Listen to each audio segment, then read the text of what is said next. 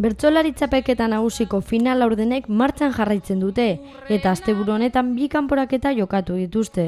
Lehen kanporaketa Zaian izan zen larun batean, Mimetiz pilotalekuan, eta Miren Amuriza sailkatu zen.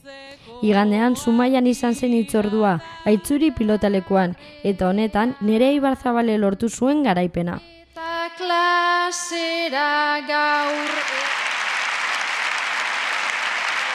Miren Amuriza eta Nerea Ibarzabalekin batera, Alaia Martin, Jo Martin eta Oiana Iguaran dira final aurrekoetara zuzenean sailkatu diren bertsolariak.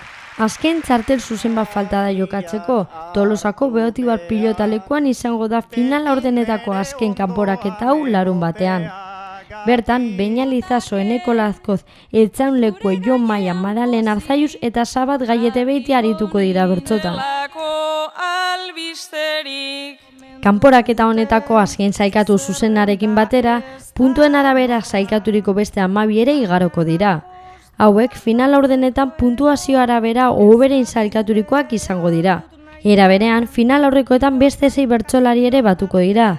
6 hauek 2013ko txapelketako finalistak izango dira. Aitor Mendiluze, Aitor Sarriegi, Beñat Gaztelumendi, Igor Elortza, Maialen Lujanbio eta Sustraiko Lina.